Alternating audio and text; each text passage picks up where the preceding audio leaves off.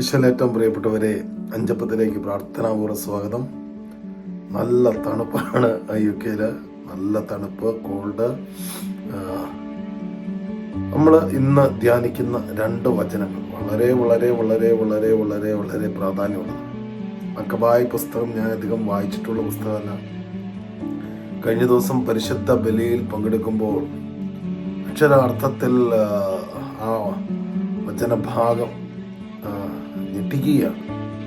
കാരണം രയാസർ എന്ന് പറയുന്ന 2 മക്കബായർ 6-ാം അധ്യായത്തിലാണ് ഒരു ഭക്ഷണം കഴിക്കാതിരിക്കുന്നു എന്ന് മാത്രമല്ല, അത് ആ ഭക്ഷണം പുള്ളിക്ക് സാധിക്കുന്ന ഭക്ഷണം കഴിക്കാം, എന്നാൽ മറ്റുള്ളവരുടെ മുമ്പിൽ മറ്റേ ഭക്ഷണമാണ് കഴിക്കുന്നത്, അങ്ങനെ വേണമെങ്കിൽ മരണത്തിൽ നിന്ന് രക്ഷപ്പെടാം.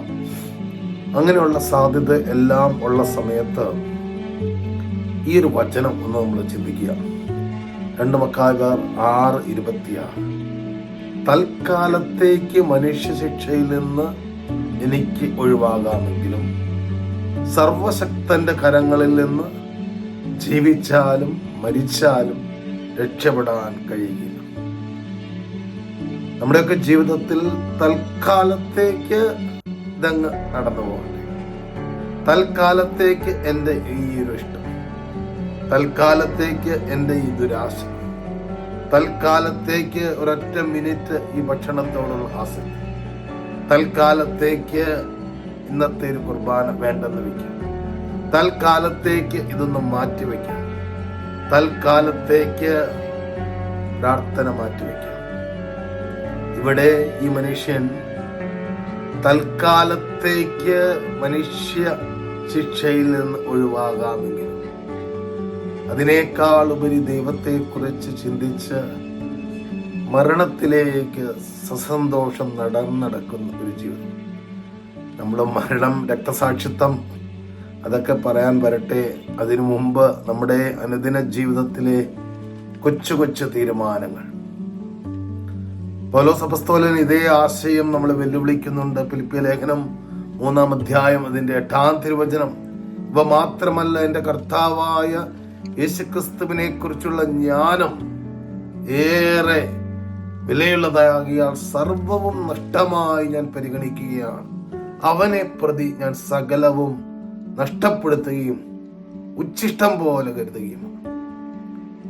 യേശുവിനെ പ്രതി ലാഭമാകുന്ന പലതും നഷ്ടമായി കരുതാൻ, നഷ്ടപ്പെടുത്തുവാൻ, ഉച്ഛിഷ്ടം പോലെ കരുതാൻ. എനിക്ക് തോന്നുന്നു ഈ ഒരു മേഖലയിലുള്ള യുദ്ധമാണ് നമ്മളെ നിറവുള്ള ക്രിസ്ത്യാനിയോ, അതല്ലെങ്കിൽ ഉണക്ക ക്രിസ്ത്യാനിയോ, അതല്ലെങ്കിൽ ഞായറാഴ്ച ക്രിസ്ത്യാനിയോ, അതല്ല എങ്കിൽ വിശുദ്ധനായ ക്രിസ്ത്യാനിയോ എന്നൊക്കെ പറയുവാൻ ഇടവരുന്നത് ഈ ഒരു മേഖലയിലാണ്. യേശുവിന്റെ സ്നേഹം, യേശുവിന്റെ ജ്ഞാനം ഏറെ വിലയുള്ളതാകിയാൽ ബാക്കിയെല്ലാം അത് പാപമാകണമെന്നും നിർബന്ധമില്ല. പാപമായിട്ടുള്ളത് മാത്രമല്ല, ബാക്കിയെല്ലാം ലാഭമാകുന്ന, സന്തോഷം നൽകുന്ന, അല്ലെങ്കിൽ ഈ കാലഘട്ടത്തിൽ നമുക്ക് ആവശ്യം വേണം എന്ന് നമ്മൾ ചിന്തിക്കുന്ന പലതും ഞാൻ നഷ്ടപ്പെടുത്തുക മാത്രമല്ല, ഞാൻ ഉച്ഛിഷ്ടം പോലെ കരുതുകയും ചെയ്യുന്നു. പ്രിയപ്പെട്ട ഈശോയെ, ഈ കൃപ ഞങ്ങളുടെ ജീവിതത്തിൽ നൽകണമേ. നമുക്ക് ഓരോരുത്തർക്കും ഉച്ഛിഷ്ടം പോലെ കരുതാനുള്ളത് വിഭിന്നങ്ങളായ കാര്യങ്ങളായിരിക്കാം. അല്പസമയം ചിന്തിക്കുക, ദൈവകൃപയ്ക്ക് വേണ്ടി ആഗ്രഹിക്കുക.